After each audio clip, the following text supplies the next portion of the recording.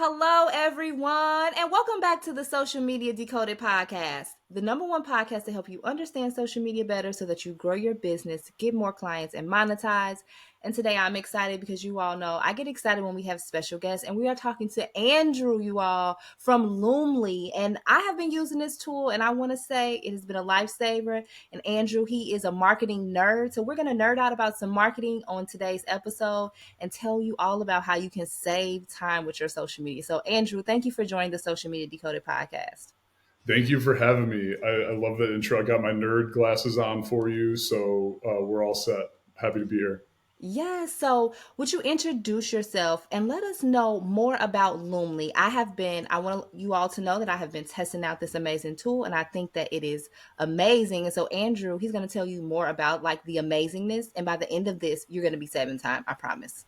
Yeah, love to hear it. So I'm Andrew. I've been the senior director of marketing at Loomly for about a year and a half now, and absolutely loved it. We're a small business growing, building our social media accounts and following, just like all of you guys are. So, definitely follow us and follow along for the journey.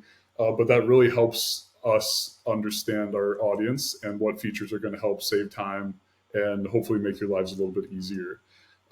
So what Loomly does at its core, it's an all-in-one social media management platform that helps you save time, streamline collaboration, and hopefully create better content by allowing you to manage all your social media accounts in one place.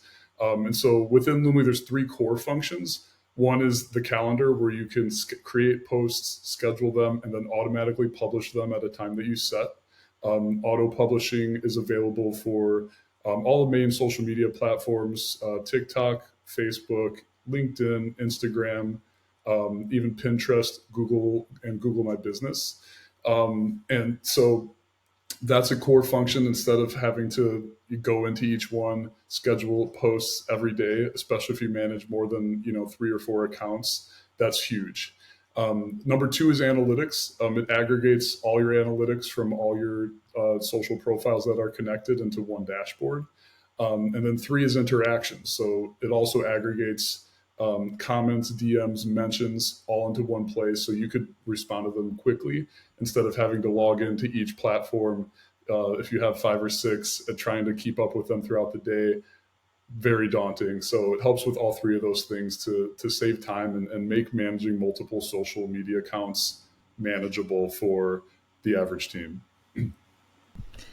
And yes to everything that you said, because it is a really amazing tool for all those things. I'm an analytics person, and being able to have all that in one place and then being able to respond in there. And even if you have a team or you have an agency and you have other people working, it's easy for everybody to work together. So I love that. So let's nerd out about social media and marketing, because there are trends that I think coming up in 2024 that we really want to pay attention to. And I know that Loomly just released the story feature to auto post to Instagram stories. So obviously video is still king when it comes to marketing. What are your thoughts on the 2024 trends and video in particular?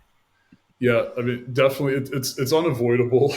I'm somebody who is one of those people who I don't like being the face, and I'm intimidated by it. Like, I would be intimidated if I were to have to create cool, engaging, entertaining video content. So what we did was hire an expert who's a wonderful social media manager who's comfortable with that.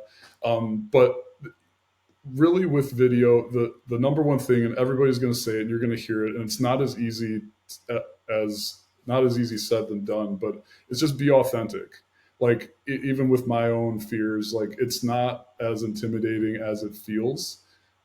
Just be yourself, be goofy, post goofy content. Like the best things that take off on TikTok are, Maxwell the cat on top of a auto dealership or auto shop. Like it's a silly place, and TikTok is an entertainment platform. So it depends where you're at. You can definitely replicate video content across YouTube, Instagram, TikTok, and all the other social platforms. So, if you can get really good at repurposing content and saying, okay, I have this reel, I can break this down into a few different videos and cross post using Loomly. That helps with the time part for sure, and get more bang with your buck with the great videos you're creating. But the number one thing, I mean, the trends are a part of it. CapCut trends, audio trends, you need to dedicate time to do something like TikTok or Instagram stories or reels really well. You need to dedicate time to being on top of those. But first and foremost, it's not as intimidating as it sounds. Be authentic, show your team, show your workflow. People want to connect with you, not your brand. So I want to see how Michelle does her great work behind the scenes, whether it's tools or how you work with your team, or a cool project you did with your clients. It's not as daunting as it may seem if you're getting started. You said some amazing things in that segment right there. And I always say this, my clients, are you listening? Because I always say we got to show up. And you said something really, that I like in the beginning. You, as the head of the marketing at Loomly, may not want to show up on social media, but what the organization did was hire someone who could potentially be the face and speak to the audience, a potential client and customer, so that now it's a human feel still to the brand, and now people can get that interaction. I think that that's genius. And if you are listening, it is something that you can do too. If you are like, I don't want to be the face, I don't want to show, that's totally fine. But the way that I feel about brands, personal brands in general, and just, you can have a business brand, I mean business brands too, there needs to be some type of human feel to the brand, because I don't think that in today's digital age, people are just buying things. They want to know, like, okay, well, who are the people behind Loomly? Like, why should I invest in this? Like, why should I spend my money to buy this sparkling water or cookies? Because there's so many types of cookies now Mhm. when you go into the grocery store, but some of them, they have stories. And I probably would go with the one that I seen on Good Morning America with the story behind why she created the cookies, and now she's in Target, right? Yeah. So that's a smart thing that you all did. And I love who you all have. I think it's, the videos are funny, they're on point, they're definitely I feel like I connect with them because I seen a millennial video and I said, wow, that's Yeah. definitely, I can get that. Yeah, definitely. And she's super talented, but even if you're, just building out your team, or you're a solopreneur, and you're not ready to have a full head count hire, there's a million, and a lot of them are Loomly customers. There's tons of really, really talented UGC creators and consultants that will create content for you, whether it's their face, or otherwise. But I would definitely, if you're not comfortable with video content, leverage one of those. You could do one off for certain campaigns, or do a package to get you started in your first 6 months, and then eventually, expand your team as you go. But yeah, tons of resources out there for you. And yeah, I mean, when it comes to the cookies, that's where I'm definitely an expert, and I'm definitely comfortable, and I've probably tried most of them myself. So Yes, yes. But yes, and I agree with you. The UGC content creation, that's another gem that you dropped. Yes, working with creators and influencers help get the message of your business out there, because it's all about messaging. It's all about emotions. Marketing is about emotions. And today's age, it's about storytelling. People yep, really want to know, like you said, the behind the scenes. What is the team doing? What's the mission that they are supporting? Are they going to help the homeless? Are they, putting together meals on wheels? Whatever it is, you may not think that people want to see that, but they want to see that. So I'm so glad that you dove into that. yep, So I want to talk absolutely. about social media strategy, because sometimes entrepreneurs and solopreneurs, we feel like we may have limited resources and it's challenging, but all of this can be possible. So what are a few of your top tips that you can give our listeners today to implement to help grow their social media? And I know that batching and scheduling probably is in one of those tips.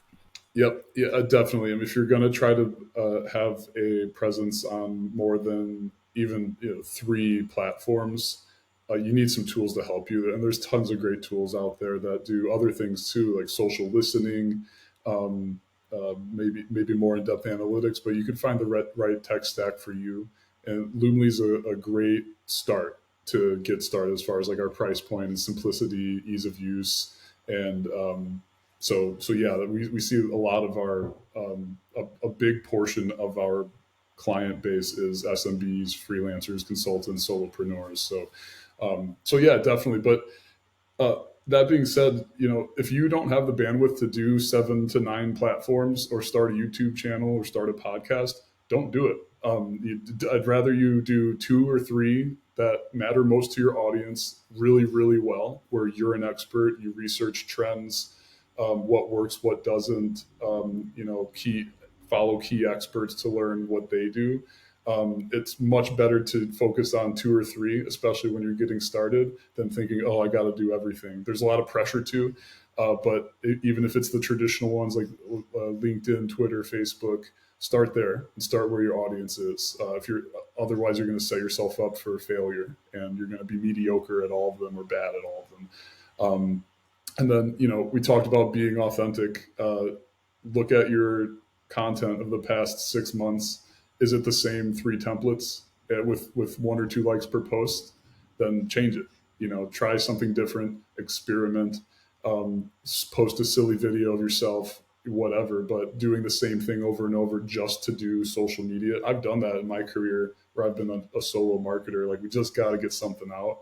It's just never going to work. So, dedicate your time to continue to experiment and try new types of content. Um, and then the third thing for growth, which is difficult to do because it is time consuming, Loomly's interactions can definitely help with this, but dedicate time to outbound outreach. So you can post, and that's great, and you can have great content. Like, that needs to be the core. But if you're not engaging with your audience, it's going to be a lot harder to build trust. So follow hashtags, follow influencers in your industry, and engage with them. Don't just like or say, hey, thanks for the mention. Like, take some time to give a really thoughtful response and join in on the conversation. If you do that over time, like dedicating an hour to that every other day, will go such a long way and building your audience. You'll get followers and some engagement and reach just from doing that. But B, building that trust. Like, they see they're actually getting thoughtful responses, not just kind of crappy brand content all the time. No, and I love everything you just said there. A masterclass. You have given us a masterclass here today, because all of these gems that you have dropped, but that is what we do on the Social Media Decoded podcast. We drop gems. So make sure you tag me on Instagram at Michelle L. Thames and let us know all the gems that were dropped here today. And I want to talk about something that people may be fearful of when it comes to auto posting. There's this myth, and I think it's a myth because we all know, but someone may feel that if we use a tool like Loomly to automatically post on these platforms, that we're not going to get the same engagement as if we post in real time. What are your Yep. thoughts on that? Yep. So first of all, what from the data that we know, there's been a couple studies by other platforms like ours in the industry that had inconclusive evidence, and in some cases they performed better on tools like ours because we help you optimize posts and guide you through creating posts and optimizing them for each platform. But it's really difficult to tell when I don't know what you're posting. So are you using a tool like Loomly to schedule bland brand content and just to get something out there? It's not going to work.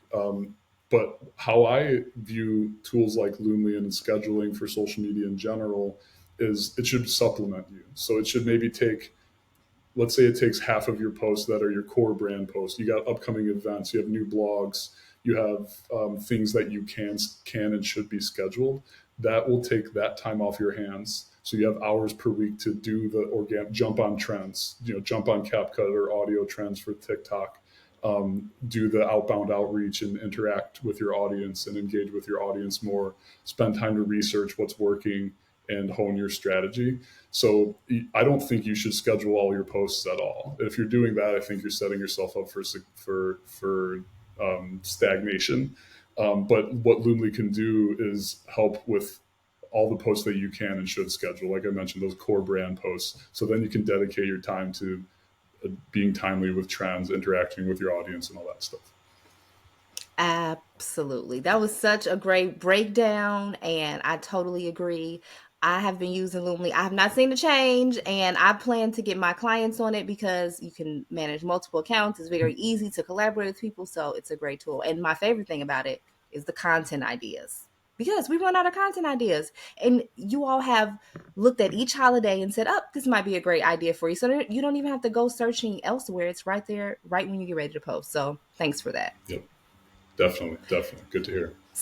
So this part of my podcast is one of my favorites. It is the book and podcast section. So has there been any books or podcasts that have helped you along your marketing journey, your life journey, anything you want to share with us? We love books here, so we're ready for the good books. I'm gonna let you down a little bit. I need to be. I'm not an avid book reader, and I need to be better at that. So I might come to you for some suggestions after this.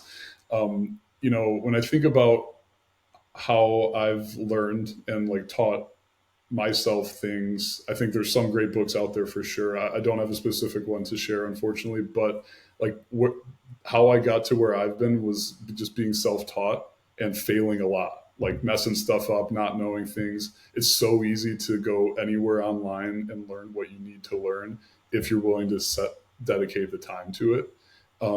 And you can find that in any format that you need, whether it's a podcast, a book, a blog article, a website, a YouTube channel. There's tons of great resources. There's infinite resources out there to get what you need, even for your own niche and your own industry. Um, so I do need to be better at reading books in general. But one thing I would say too is make sure you're following the right people. Like if you haven't evaluated and audited who you're following and getting that research from and those marketing thoughts or ideas or inspiration from, do that like today, because that helps you get ideas and shapes your marketing strategy and you understand what's important or not.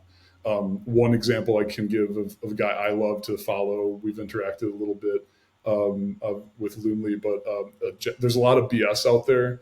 And then there's a lot of people that are straight from the hip, like, hey, this matters, this doesn't. And one of those guys is Jack Appleby that I really enjoy. He was with a bigger publication earlier, but he's out on his own, has his own newsletter, and make sure you audit who you're following and continue to update that and invest in that, because that's where I get a lot of my inspiration and I know what to focus on, what's BS and what's not.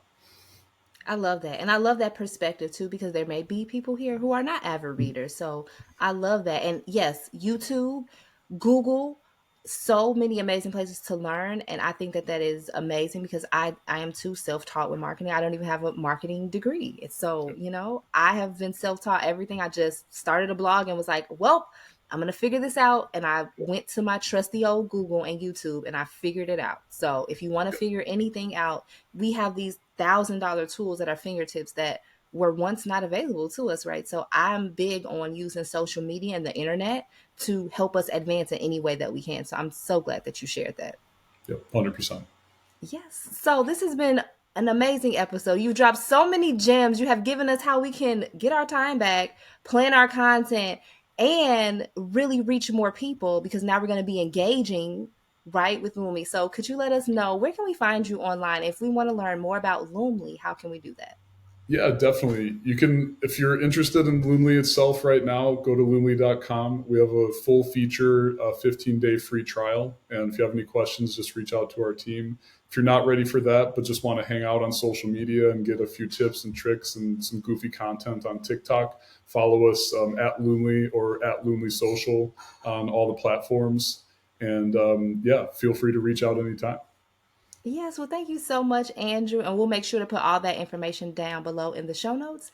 And thank you all so much for tuning into another episode of the Social Media Decoded podcast. And we will talk to you all in the next one.